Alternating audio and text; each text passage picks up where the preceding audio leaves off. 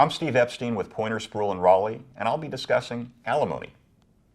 Alimony is what one spouse pays to support the other following separation, usually on a monthly basis. Though alimony is typically paid from husband to wife, it's also sometimes paid from wife to husband. It is common for the spouse with the greater income to be required to pay both child support to support the children and alimony to support the other spouse. Alimony is divided into two parts: post-separation support, which is a temporary award from the date of separation until a full alimony hearing can occur, and permanent alimony. Both are considered taxable income to the spouse receiving it and a deduction to the spouse paying it. Unlike child support, the obligation to pay alimony ends upon the receiving spouse's remarriage or cohabitation. A spouse is entitled to alimony only if he or she is a dependent spouse. What that means is that during the marriage, that spouse depended upon the income of the other spouse for maintenance and support. The other spouse is called the supporting spouse.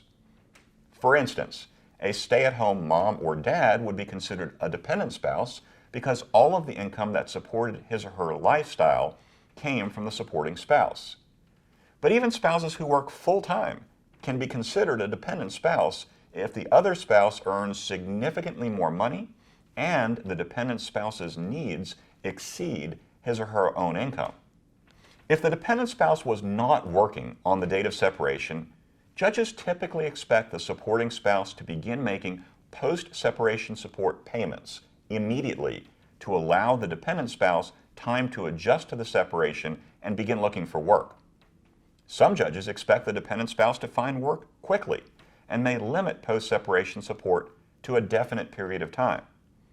Many judges expect the non-working dependent spouse to find employment by the time of the alimony hearing and may impute income to the dependent spouse based upon what the judge believes he or she could have been making had a diligent job search occurred.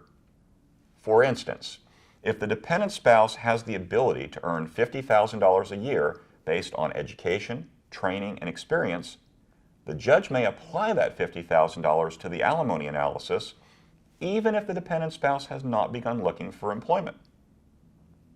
Now, there's one absolute disqualification for alimony. If the dependent spouse committed even a single act of adultery during the marriage, and the supporting spouse did not know about it or did not condone or forgive the dependent spouse for that transgression, the dependent spouse is barred from receiving alimony. That is, unless the supporting spouse also committed adultery during the marriage, which was not condoned or forgiven by the dependent spouse. In that event, the judge has discretion to award alimony despite the adultery committed by both spouses. If a dependent spouse is not disqualified from receiving alimony, the judge may award alimony in an amount and for a duration that the judge, in his or her discretion, believes appropriate.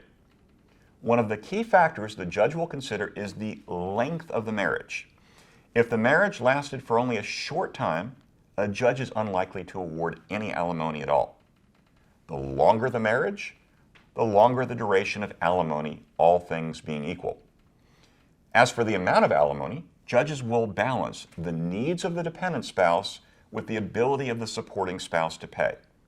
For instance, if the dependent spouse has needs beyond her income of $500 a month, and the supporting spouse has income beyond his needs of $500 a month, a likely scenario is the judge awarding the dependent spouse that $500 a month.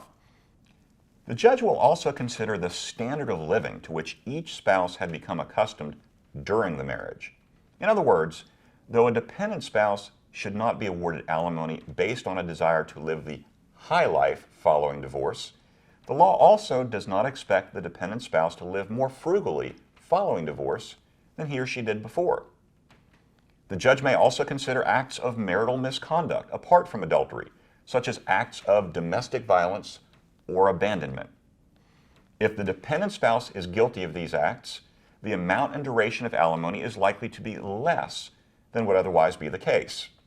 Conversely, If the supporting spouse is guilty of these acts, the amount and duration of alimony is likely to be more than would otherwise be the case. As I've mentioned, the judge has wide discretion to determine how much alimony to award and for how long. That creates significant risk for both spouses, making settlement an attractive option. For that reason, it's common for higher income divorcing couples to submit their alimony claims to mediation before taking their chances in court. Now, what if circumstances change after alimony is awarded? Court-ordered alimony may be modified based on a showing of changed circumstances of the dependent spouse, the supporting spouse, or both.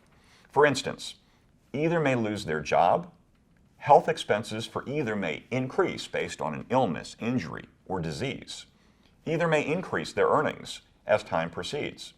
These circumstances may result in changes in the dependent spouse's needs or the supporting spouse's ability to pay, which would justify a change in alimony.